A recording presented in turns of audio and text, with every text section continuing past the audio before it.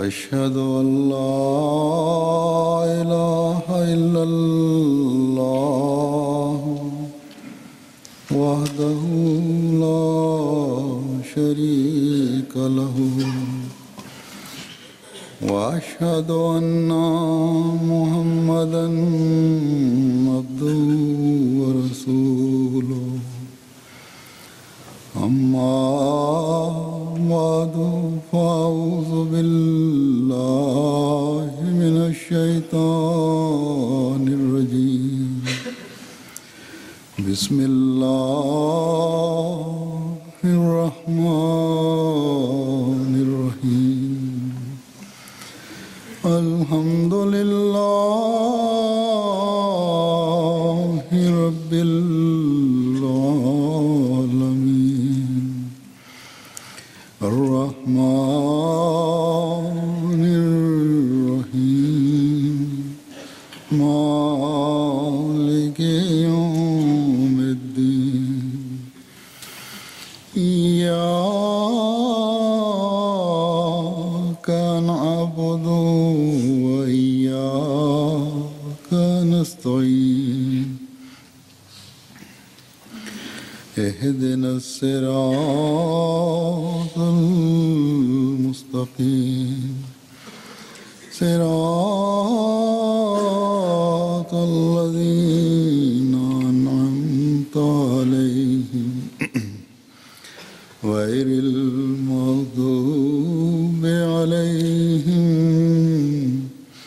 ولا الضالين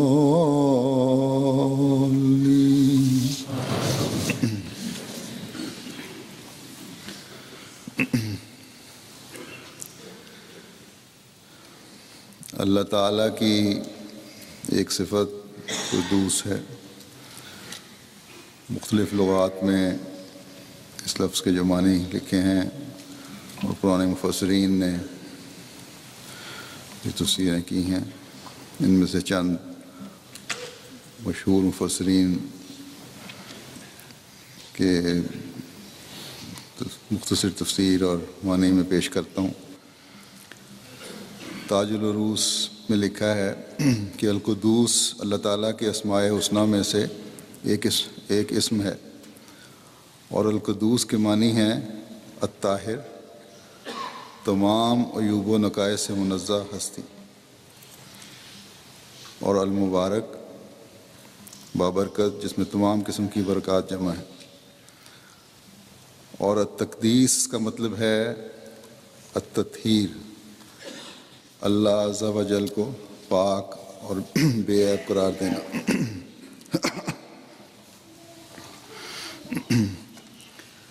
مفردات امام راغب میں لکھا ہے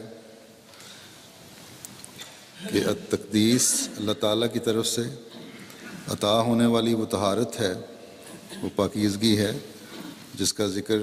ارشاد ربانی و یطہرکم تطہیرا میں ہوا ہے،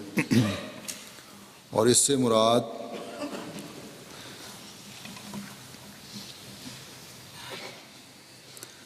ظاہری نجاست کا دور کرنا نہیں ہے، بلکہ جیسا کہ دوسری آیات سے ثابت ہے، نفس انسانی کی تطہیر کرنا ہے۔ پھر اقرب الموارد میں لکھا ہے کہ قدوس ایسی ہستی ہے جو پاک اور تمام عیوب و نقائص سے منزہ و مبرہ ہے، بالکل پاک صاف ہے، ہر لحاظ سے پاک کی ہوئی ہے۔ پھر القدس کے معنی لکھتے ہیں پاکیزگی اور برکت، تقریباً یہی ملتے جلتے معنی لسان العرب میں لکھے ہیں۔ یہ چند مشہور لغات ہیں۔ حضرت مسلم موعود رضی اللہ تعالیٰ عنہ نے ان تمام لغات سے جو معنی اخذ کیے ہیں، اور پھر وہ یہ ہیں کہ القدوس تمام پاکیزگیوں کا جامع ہے، یعنی صرف عیوب سے ہی مبرہ نہیں ہے، صرف عیوب سے ہی پاک نہیں ہے، بلکہ ہر قسم کی خوبیاں بھی اپنے اندر رکھتا ہے۔ یعنی اللہ تعالیٰ وہ پاک ذات ہے جس میں ہر قسم کی پاکیزگی جمع ہے، ہر قسم کے عیب سے وہ پاک ہے، اللہ تعالیٰ کی ہستی میں کسی بھی قسم کے عیب ہونے کا سوال ہی پیدا نہیں ہوتا، اور کوئی ایسی خوبی نہیں جس کا انسانی عقل احاطہ کر سکے اور اس میں نہ ہو، موجود نہ ہو، بلکہ وہ تو ان خوبیوں کا بھی جامع ہے، وہ تمام خوبیاں اس میں جمع ہیں جو موجود ہیں، اور وہ بھی جن کا انسانی عقل احاطہ نہیں کر سکتی، اور یہی اس قدوس ذات کی عظمت ہے۔ اب بعض مفسرین کی تفسیر جو انہوں نے اس صفت کے تحت کی ہے پیش کرتا ہوں۔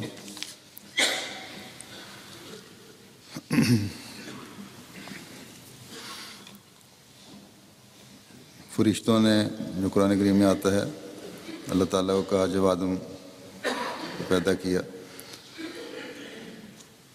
کہ نقدس اللہ کا، اس کی وضاحت کرتے ہوئے تفسیر مجموع البیان میں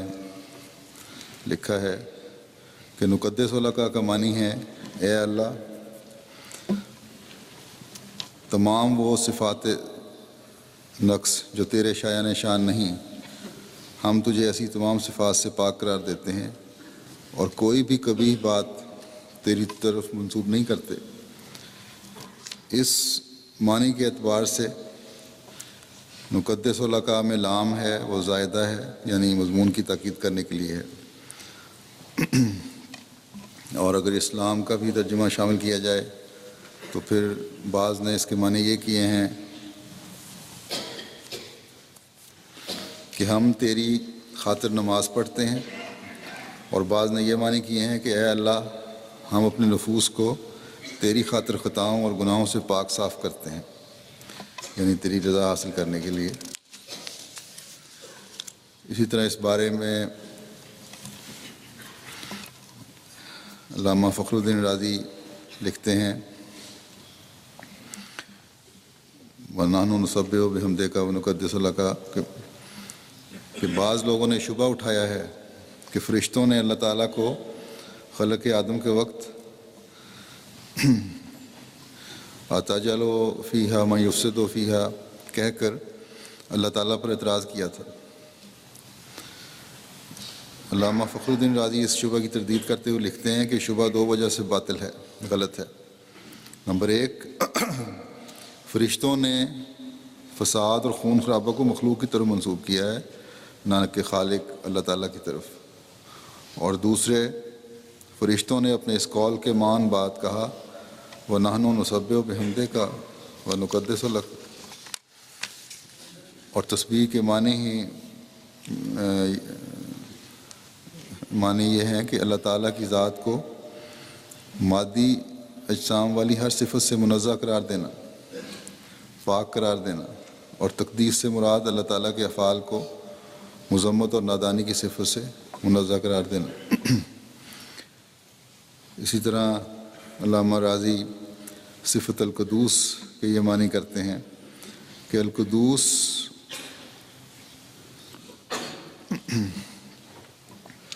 اور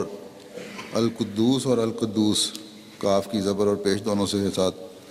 استعمال ہوا ہے۔ یہ لفظ اللہ تعالیٰ کی ذات و صفات، افعال و احکام اور اسماء کی پاکیزگی اور بے عیبی کو بیان کرنے کے اعتبار سے بڑا بلیغ ہے، اس میں بڑی بلاغت ہے، بڑا وسیع لفظ ہے۔ اللہ تعالیٰ کی ذات بے عیب ہے، جیسا کہ لوگ نے بھی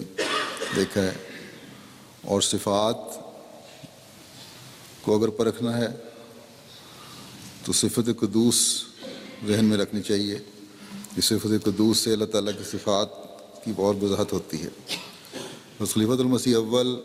رضی اللہ تعالیٰ عنہ نے ایک جگہ فرمایا کہ قرآن کریم کے معنی کرتے ہوئے اللہ تعالیٰ کی صفات ضرور دیکھو اگر صحیح معنی کرنے ہیں تو، لیکن ایک گر یاد رکھو کہ اللہ تعالیٰ کی صفت قدوسیت پر حرف نہ آئے۔ کوئی بھی تشریح کرنی ہے قرآن کریم کی صفت قدوسیت کو ہمیشہ سامنے رکھو، یعنی کہ ہر لحاظ سے اللہ تعالیٰ کی ذات بے عیب ہے، کوئی ایسی تشریح نہ ہو، کوئی ایسی تفسیر نہ ہو جس سے اللہ تعالیٰ کے بے عیب ہونے پر حرف آتا ہو۔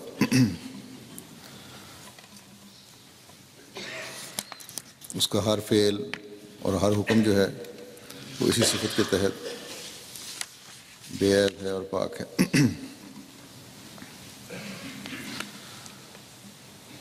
تفسیر روح البیان میں وَنَحْنُ نُسَبِّحُ بِحَمْدِکَ کے تحت لکھا ہے، ہم قسم قسم کی نعمتوں پر، جن میں سے ایک نعمت اس عبادت کی توفیق ملنا بھی ہے، تیری حمد کرتے ہیں، کرتے ہوئے تجھے ہر اس بات سے پاک قرار دیتے ہیں جو تیرے شایع نشان نہیں۔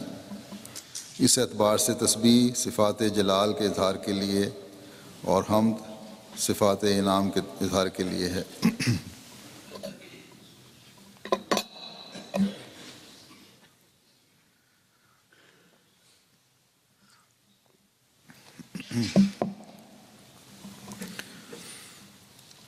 یعنی رفعت و عزت کا جو بھی معنی وَنُقَدِّسُ لَكَ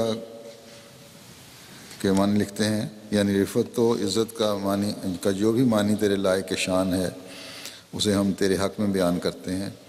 اور جو تیرے لائق شان نہیں اس سے تجھے منزہ قرار دیتے ہیں۔ تفسیر ابن کثیر ہے ایک، وہ لکھتے ہیں نحن نسبح بحمدک ونقدس لک کے تحت کہ قتادہ کہتے ہیں کہ یہاں تسبیح سے مراد تو معروف تسبیح ہے، جبکہ تقدیس سے مراد صلاۃ یعنی نماز ہے۔ اسی طرح حضرت عبداللہ بن عباس رضی اللہ تعالیٰ عنہ اور عبداللہ بن مسعود اور دیگر کئی صحابہ نے اس کے معنی یہ کیے ہیں کہ نصلی لک، یعنی اے خدا ہم تیری خاطر نماز پڑھتے ہیں۔ پھر مجاہد نے وَنَحْنُ نُسَبِّحُ بِحَمْدِکَ وَنُقَدِّسُ لَکَ کا معنی کیا ہے کہ نعظمُ کا وَنُکَبِّرُ کا، یعنی ہم تیری تعظیم کرتے ہیں،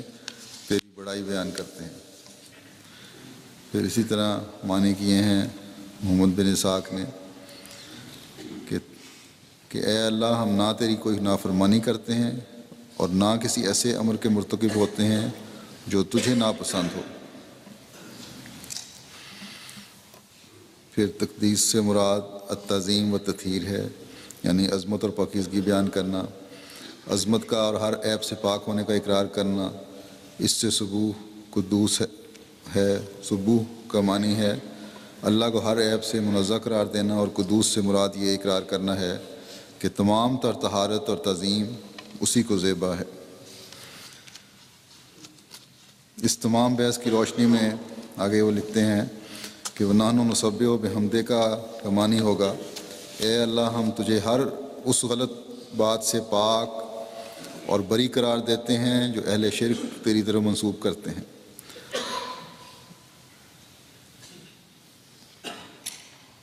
اور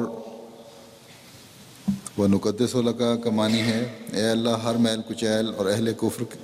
کی تیرے بارے میں بیان کردہ غلط باتوں سے پاک ہونے کی جو صفات تجھ میں پائی جاتی ہیں ہم تجھے ان صفات سے منسوب کرتے ہیں۔ میں نے ابھی ایک مفسر کی قدوس لفظ کے وضاحت میں خلیفۃ المسیح اول کا حوالہ دیا تھا، پورا حوالہ اس طرح ہے۔ آپ فرماتے ہیں کہ سچی بات ہے کہ آسمان اور زمین میں جو کچھ ہے وہ اللہ تعالیٰ کی تسبیح کرتا ہے، ہر ایک ذرہ گواہی دیتا ہے کہ وہ خالق ہے اور اسی کی ربوبیت اور حیات اور قیومیت کے باعث ہر چیز کی حیات اور قائمی ہے، یعنی ہر ایک کی زندگی ہے اور وہ قائم ہے، اسی کی حفاظت سے محفوظ ہے، اسی کی حفاظت سے محفوظ ہے۔ پھر یہ بھی کہ وہ اللہ الملک ہے، اگر سزا دینا ہے تو مالکانہ رنگ میں، اگر پکڑتا ہے تو جابرانہ نہیں بلکہ مالکانہ رنگ میں، تاکہ ماخوذ شخص کی اصلاح ہو، یعنی جس کو پکڑا گیا ہے اس کی اصلاح کے لیے پکڑتا ہے۔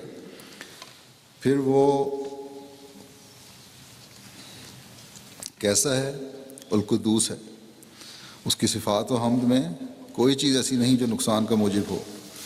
بلکہ وہ صفات کاملہ سے موصوف اور ہر نقص اور بدی سے منزہ القدوس ہے۔ قرآن شریف پر تدبر نہ کرنے کی وجہ سے کہو یا اسماء الہی کی فلاسفی نہ سمجھنے کی وجہ سے، یا تو غور نہیں کرتے قرآن کریم پہ، یا اللہ تعالیٰ کے جو نام ہیں ان کی فلاسفی کو نہ سمجھنے کی وجہ سے، غرض یہ غلطی پیدا ہو گئی ہے کہ بعض وقت اللہ تعالیٰ کے کسی فعل یا صفت کے ایسے معنی کر لیے جاتے ہیں جو اس کی دوسری صفات کے خلاف ہوتے ہیں۔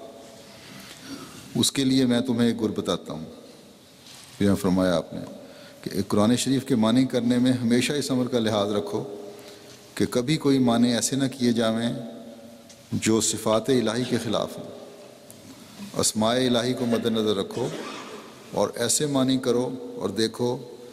کہ قدوسیت کو بٹا تو نہیں لگتا۔ صفات الہی کو مد نظر رکھتے ہو اس وقت بھی یہ دیکھو کہ قدوسیت کو بٹا تو نہیں لگتا۔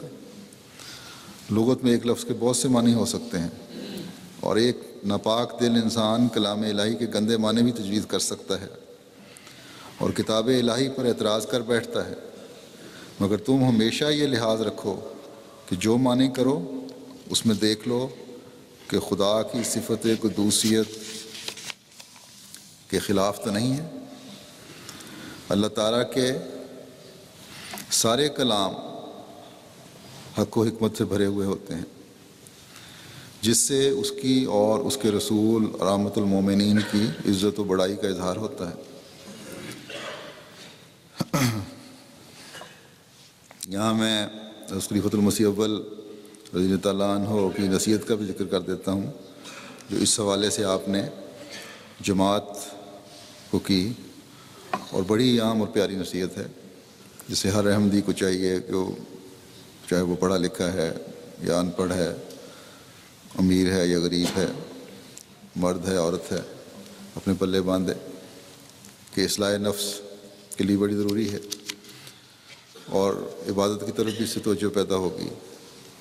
اور مخلوق کے حقوق ادا کرنے کی طرف بھی توجہ پیدا ہوگی۔ آپ فرماتے ہیں کہ جو ان پڑھ ہیں انہیں کم از کم یہی چاہیے کہ وہ اپنے چال و چلن سے خدا کی تنزیہ کریں، یعنی اپنے طرز عمل سے دکھائیں کہ قدوس خدا کے بندے، پاک کتاب کے ماننے والے، پاک رسول کے متبع اور اس کے خلفاء، اور پھر خصوصاً اس عظیم الشان مجدد کے پیرو ایسے ہوتے ہیں، یعنی حضرت مسیح موعود علیہ الصلوۃ والسلام کے پیرو ایسے ہوتے ہیں، تبدیلی پیدا کریں اپنے اندر۔ بس خدا تعالیٰ کو ہر عیب سے، ہر خرابی سے پاک سمجھنا اس وقت صحیح ہوگا جب ہم اپنے ہر قول و فعل سے اس کا اظہار کر رہے ہوں گے۔ آپ فرماتے ہیں اس کے لیے کوئی وسیع اور بہت علم کی ضرورت نہیں ہے، ان پڑھ سے ان پڑھ بھی جو ہے احمدی، اس کو پتہ ہے کہ اللہ تعالیٰ کے کیا احکامات ہیں، سنتا ہے خطبات میں، تقریروں میں، درسوں میں، کن باتوں کے کرنے کا حکم ہے اور کن باتوں سے روکا گیا ہے۔ حضرت صلی اللہ علیہ وسلم نے ہمیں کیا نمونے قائم کر کے دکھائے ہیں۔ خدا تعالیٰ کی قدوسیت پر کی صفت پر یقین کا اظہار ایک احمدی سے اسی وقت ہوگا جب وہ اپنے اندر پاک تبدیلی پیدا کرے اور پاک ہو، تبھی اس زمانے کے امام کو ماننے کا فائدہ ہے۔ پھر آپ فرماتے ہیں ایک جگہ کہ یاد رکھو خدا قدوس ہے، اس کا مقرب نہیں بن سکتا مگر وہی جو پاک ہو۔ تو اللہ تعالیٰ کے قرب پانے کے لیے پاک ہونا ضروری ہے، اور قرب پانے کے لیے دعاؤں کی قبولیت کے لیے اللہ تعالیٰ کا قرب پانے کی ضرورت ہے، اس کی طرف جھکنے کی ضرورت ہے، لیکن اس سے پہلے اپنے آپ کو پاک کرنے کی بھی کوشش ہونی چاہیے۔ اس ضمن میں حضرت یعنی اسی صفت کے ضمن میں حضرت مسلم موعود رضی اللہ تعالیٰ عنہ فرماتے ہیں کہ انسان کی نیکی کسبی ہوتی ہے یعنی عمل کرتا ہے تو نیک عمل کرتا ہے تو اس کا بدلہ ملتا ہے یا اس کے اندر وہ چیز پیدا ہوتی ہے، اور خدا تعالیٰ کی نیکی ذاتی ہوتی ہے، اس لیے خدا قدوس کہلاتا ہے، لیکن انسان قدوس نہیں کہلا سکتا کیونکہ وہ اپنی ذات میں بے عیب ہے، یعنی خدا تعالیٰ اپنی ذات میں بے عیب ہے، اور انسان بے عیب کوشش سے بنتا ہے۔ اس صفت کو اس وقت حاصل کرو گے جب کوشش کر کے بے عیب ہو گئے۔ خدا تعالیٰ پر کوئی وقت ایسا نہیں آیا جب وہ ناقص تھا اور پھر اس نے کامل بننے کی کوشش کی، لیکن انسان پہلے ناقص ہوتا ہے اور پھر آہستہ آہستہ اپنے کمال کو پہنچتا ہے۔ پہلے وہ بچہ ہوتا ہے، پھر اسے عقل آتی ہے تو وہ نماز شروع کرتا ہے، اس کے بعد ایک دن کی نماز اسے کچھ اور آگے لے جاتی ہے، 2 دن کی نماز اسے کچھ اور آگے لے جاتی ہے، 3 دن کی نماز اسے اور آگے لے جاتی ہے، اس طرح وہ آگے بڑھتا چلا جاتا ہے۔ لیکن خدا تعالیٰ جیسے آج سے اربوں سال پہلے تھا اسی طرح آج ہے، اس کی قدوسیت نہ پہلے کم تھی اور نہ آج زیادہ ہے، ہمیشہ سے تھی اس کی قدوسیت اور ہر صفت اس کی، اور ہمیشہ رہے گی۔ اللہ تعالیٰ کی صفت قدوسیت سے صحیح طور پر ایک مومن اسی وقت حصہ لے سکتا ہے جب اس قدوس خدا کی دی ہوئی تعلیم کے مطابق ایک مومن اپنی عبادتوں اور نیکیوں میں ترقی کرے۔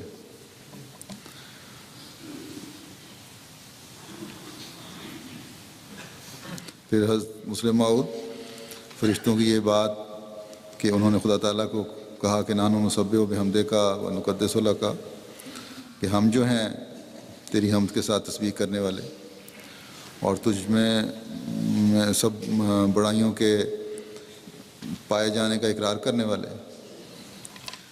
پھر آدم کو پیدا کرنے کی کیا ضرورت ہے؟ اس بارے میں وضاحت کرتے ہوئے کہ فرماتے ہیں تو اللہ تعالیٰ نے جب فرشتوں نے یہ کہا تو اللہ تعالیٰ نے فرمایا کہ میں جانتا ہوں تم نہیں جانتے، یعنی یہ تو ٹھیک ہے کہ جس طرح تم کہتے ہو کہ فساد کریں گے، فساد تو کریں گے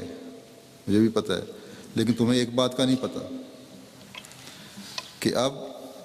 انسانی افعال شریعت کے تابع ہوں گے، اور جو شریعت کے مطابق عمل کرنے والے اور صفت قدوسیت سے حصہ لینے کے لیے نیکیوں میں بڑھنے والے ہوں گے تو وہ پھر فرشتوں سے بھی بڑھ جائیں گے۔ یہ چیز فرشتوں کو اس کا علم نہیں تھا۔ اس کی مزید وضاحت کرتے ہوئے حضرت مسلم موعود رضی اللہ تعالیٰ عنہ نے لکھا ہے کہ اس جگہ ایک نقطہ یاد رکھنے کے قابل ہے، اور وہ یہ ہے کہ آدم کو خلیفہ بنانے کے موقع پر جو کچھ خدا تعالیٰ نے فرمایا وہ بھی درست تھا، اور جو فرشتوں نے کہا وہ بھی درست تھا، جیسا کہ پہلے بیان کیا ہے، صرف نقطہ نگاہ کا فرق تھا۔ اللہ تعالیٰ کی نظر ان صلحاء پر تھی جو آدم کی نسل میں ظاہر ہونے والے تھے، اور اس نظام کی خوبیوں پر تھی جو آدم اور اس کے اضلال کے ذریعے دنیا میں قائم ہونے والا تھا، لیکن فرشتوں کی نظر ان بدکاروں پر تھی جو انسانی دماغ کی تکمیل کے نتیجے میں خدا تعالیٰ کا مورد عتاب بننے والے تھے۔ خدا تعالیٰ آدم کی پیدائش میں محمد صلی اللہ علیہ وسلم کے جلوے کو دیکھ رہا تھا، اور فرشتے بو جہلی صفات کے ظہور کو دیکھ کر لرزاں ترساں پریشان تھے، اور گو یہ درست ہے کہ جو کچھ فرشتوں نے خلافت کے قیام سے سمجھا تھا وہ بھی درست تھا، مگر ان کا یہ خوف کہ ایسا نظام دنیا کے لیے لعنت کا موجب نہ ہو غلط تھا، کیونکہ کسی نظام کی خوبی کا اس کے اچھے ثمرات سے اندازہ کیا جاتا ہے، نہ کہ اس میں کمزوری دکھانے والوں کے ذریعے سے۔ اگر کسی اچھے کام کو اس کے درمیانی خطرات کی وجہ سے چھوڑ دیا جائے تو کوئی ترقی ہو ہی نہیں سکتی۔ ہر بڑا کام اپنے ساتھ خطرات رکھتا ہے۔ اب اس کی مثال دیتے ہوئے فرماتے ہیں کہ طالب علم ہے، علم سیکھنے میں جانیں ضائع کر دیتے ہیں، مگر علم سیکھنا ترک نہیں کیا جاتا۔ اسی طرح ملکوں میں فوجیں ہیں، وہ ان کی جانیں ضائع ہوتی ہیں، تو فوج میں جانے سے لوگ ترک نہیں ہو جاتے، یا جنگیں ختم نہیں ہو جاتی، یا اپنے ملک کی حفاظت ختم نہیں ہو جاتی۔ بس گو خلافت کے قیام سے انسانوں کا ایک حصہ مورد سزا بننے والا تھا اور مفسد اور قاتل قرار پانے والا تھا، مگر ایک دوسرا حصہ خدا تعالیٰ کا محبوب بننے والا تھا اور فرشتوں سے بھی اوپر جانے والا تھا۔ وہ کامیاب ہونے والا حصہ انسانی نظام کا موجب تھا، اور اس حصہ پر نظر کر کے کوئی نہیں کہہ سکتا کہ انسانی نظام ناکام رہا، بلکہ حق تو یہ ہے کہ اس اعلیٰ حصے کا ایک فرد اس قابل تھا کہ اس کی خاطر اس سارے نظام کو تیار کیا جاتا۔ اس حکمت کو مد نظر رکھتے ہوئے اللہ تعالیٰ نے بعض اپنے کامل بندوں سے فرمایا کہ لولا کا لما خلقت الدنیا، کہ اگر تو نہ ہوتا تو ہم دنیا جہان کے نظام کو بھی پیدا نہ کرتے۔ یہ حدیث قدسی ہے اور نبی کریم صلی اللہ علیہ وسلم کے بارے میں ہے۔ بعض اور کامل وجودوں کو بھی اس قسم کے الہام ہوئے ہیں، بس یہ کامل لوگ اس بات کا ثبوت ہیں کہ خدا تعالیٰ کا ارادہ ہی حکمت کے مطابق تھا۔ ایسے اللہ والے جو فرشتوں کی نسبت بہت بڑھ کر اللہ تعالیٰ کی تقدیس بیان کرتے ہیں اور پھر اس کو دنیا میں پھیلاتے ہیں، یہ یقیناً اس سے اونچا مقام رکھنے والے ہیں جن کی تقدیس کرنا صرف اپنے تک ہے۔ انسانوں میں تقدیس کرنے والوں کی کامل ترین مثال جیسا کہ بھی بیان ہوا حضرت صلی اللہ علیہ وسلم کی ہے، جنہوں نے ایک دنیا کے دماغوں کو بھی پاک کیا اور ان کے اعمال کو بھی پاک کیا، اور آج تک ہم اس قدوس خدا کے حقیقی پرتو کے فیض کو دیکھ رہے ہیں، اور جب تک یہ دنیا قائم ہے دنیا دیکھتی رہے گی انشاءاللہ۔ سورہ جمعہ میں قدوس لفظ کی تفسیر میں حضرت مسلم موعود خلیفۃ المسیح ثانی فرماتے ہیں کہ یہ دوسری صفت یہ بیان کی تھی کہ وہ القدوس ہے۔ اس کے متعلق فرمایا یتلو علیہم آیاتہ و یزکیہم، وہ یہ بھی چاہتا ہے کہ اس کے ساتھ تعلق رکھنے والی ہر ایک چیز پاکیزہ ہو، اس لیے اس نے رسول کو اپنی آیات دے کر بھیجا تاکہ وہ آیات لوگوں کو سنائے اور ان میں دماغی اور روحانی پاکیزگی پیدا کرے۔ پہلے اللہ تعالیٰ کی آیات سکھا کر انسانی دماغ کو پاک کرے اور پھر یزکیہم ان کے اعمال کو پاک کرے۔ پھر آپ فرماتے ہیں کہ اسی سلسلے میں کہ القدوس کے مقابل رسول کا کام یہ بتایا کہ وہ یزکیہم، کہ دنیا کو پاک کرتا ہے۔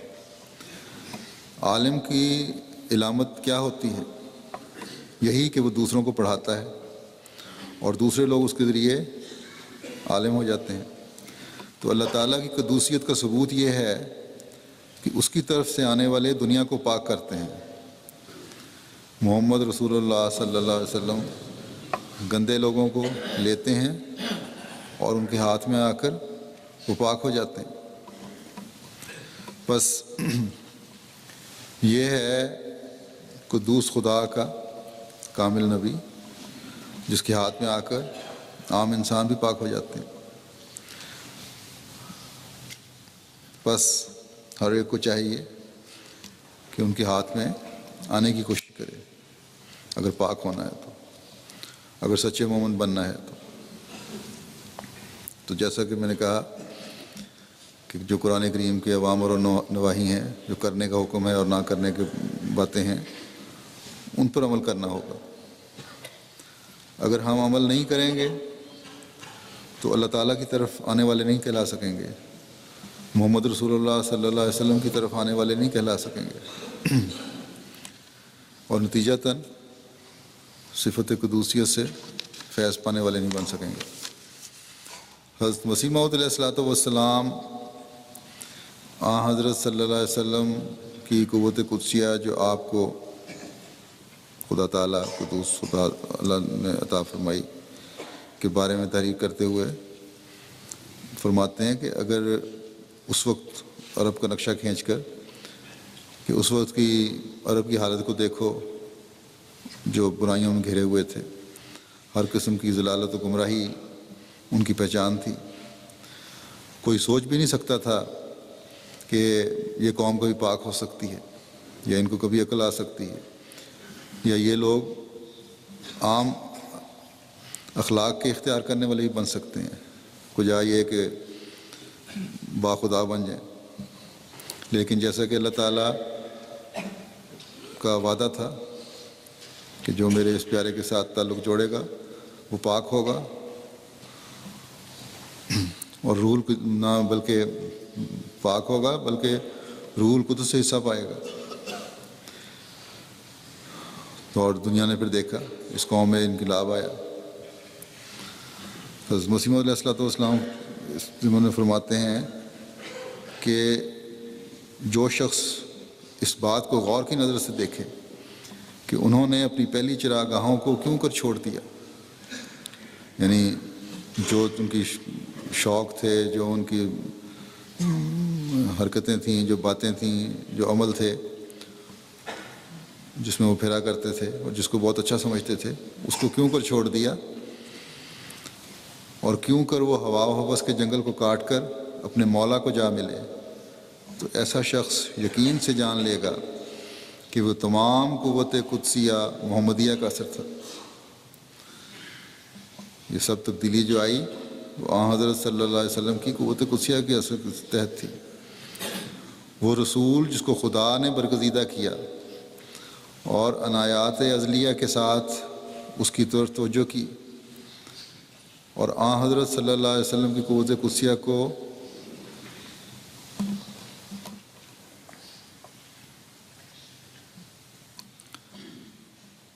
سوچ کہ صحابہ زمین کے نیچے سے لے گئے،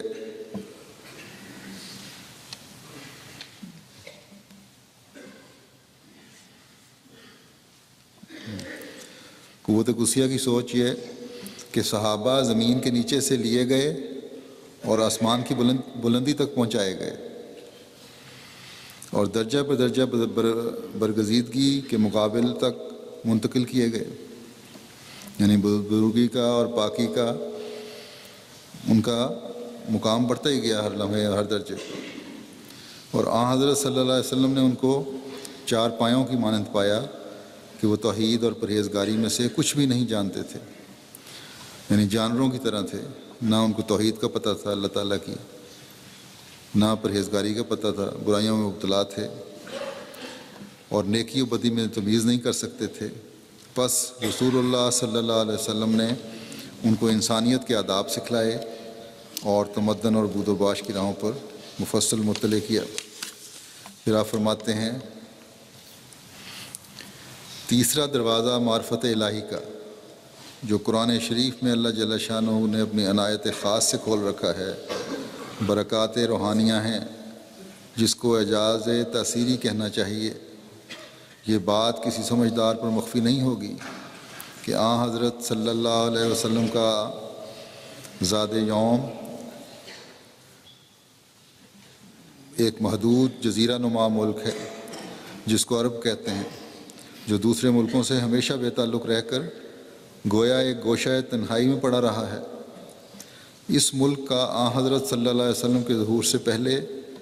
بالکل وحشیانہ اور درندوں کی طرح زندگی بسر کرنا اور دین اور ایمان اور حق اللہ اور حق العباد سے بے خبر محض ہونا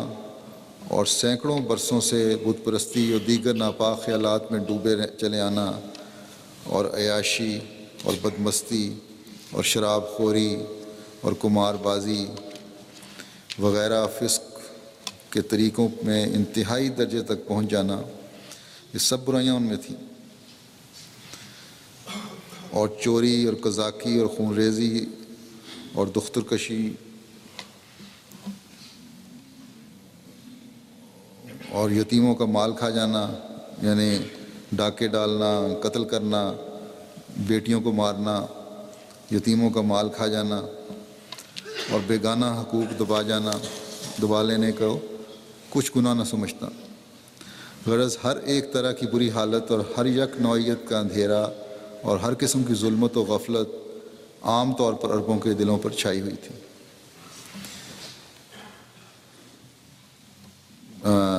عام طور پر عربوں کے دلوں پر چھائی ہوئی ہونا ایک واقعہ مشہور ہے کہ کوئی متعصب مخالف بھی بشرطِ کچھ واقفیت رکھتا ہو اس سے انکار نہیں کر سکتا، یعنی یہ اتنی مشہور بات ہے کہ کوئی متعصب آدمی بھی اس بات سے انکار نہیں کر سکتا۔ اور پھر یہ امر بھی ہر یک منصف پر ظاہر ہے کہ وہی جاہل اور وحشی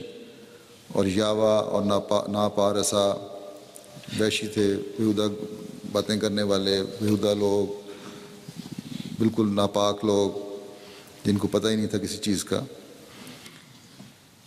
اسلام میں داخل ہونے اور قرآن کو قبول کرنے کے بعد کیسے ہو گئے، اور کیوں کر تاثیرات کلام الہی اور صحبت نبی معصوم صلی اللہ علیہ وسلم نے بہت ہی تھوڑے عرصے میں ان کے دلوں کو یکلخت ایسا مبدل کر دیا کہ وہ جہالت کے بعد معارف دینی سے مالا مال ہو گئے، اور محبت دنیا کے بعد الہی محبت میں ایسے کھوئے گئے کہ اپنے وطنوں، اپنے مالوں، اپنے عزیزوں، اپنی عزتوں، اپنی جانوں کے آراموں کو اللہ جل شانہ کے راضی کرنے کے لیے چھوڑ دیا۔ چنانچہ یہ دونوں سلسلے، ان کی پہلی حالت اور اس نئی زندگی کے بعد، اس نئی زندگی کے جو بعد اسلام انہیں نصیب ہوئے، قرآن شریف میں ایسی صفائی سے درج ہیں کہ ایک صالح اور نیک دل آدمی پڑھنے کے وقت بے اختیار چشم پر آب ہو جاتا ہے۔ پس وہ کیا چیز تھی جو ان کو اتنی جلدی ایک عالم سے دوسرے عالم کی طرف کھینچ کر لے گئی؟ وہ دو ہی باتیں تھیں۔ ایک یہ کہ وہ نبی معصوم صلی اللہ علیہ وسلم اپنی قوت قدسیہ میں نہایت ہی قوی الاثر تھا، بہت اثر رکھنے والے تھے، ایسا کہ نہ کبھی ہوا اور نہ ہوگا۔ دوسری خدائے قادر مطلق حی و قیوم کے پاک کلام کی زبردست اور عجیب تاثیریں تھیں کہ جو ایک گروہ کثیر کو ہزاروں ظلمتوں سے نکال کر نور کی طرف لے آئیں۔ بلا شبہ یہ قرآنی تاثیریں خارق عادت ہیں، بڑی غیر معمولی چیزیں ہیں یہ، کیونکہ کوئی دنیا میں بطور نظیر نہیں بتلا سکتا کہ کبھی کسی کتاب نے ایسی تاثیر کی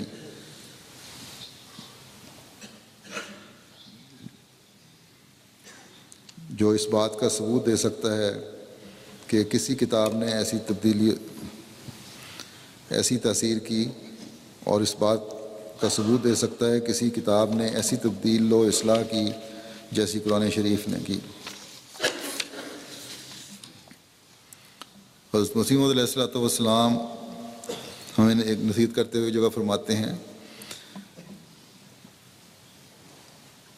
کہ آپ صلی اللہ علیہ وسلم کی تاثیرات کا سلسلہ بند نہیں ہوا،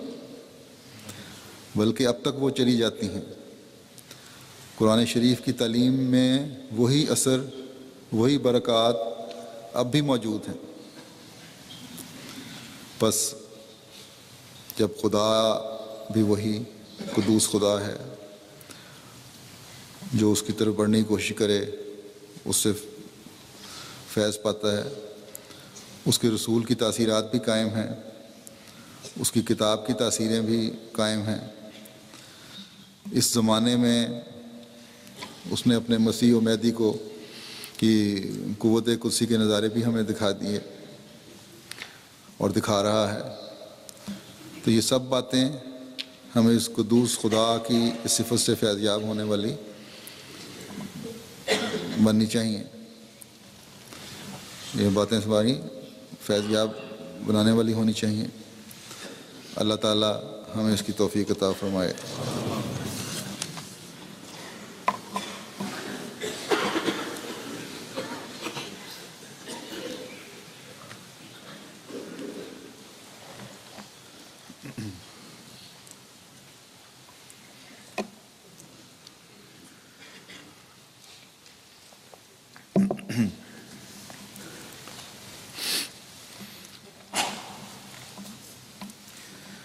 الحمد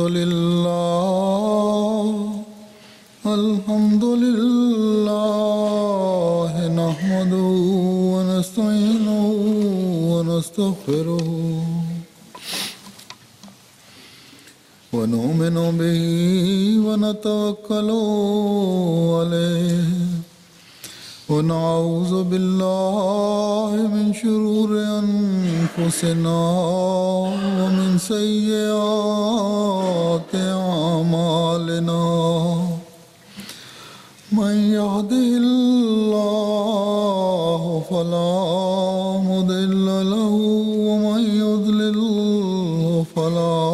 هادي له ونشهد أن لا إله إلا الله ونشهد أن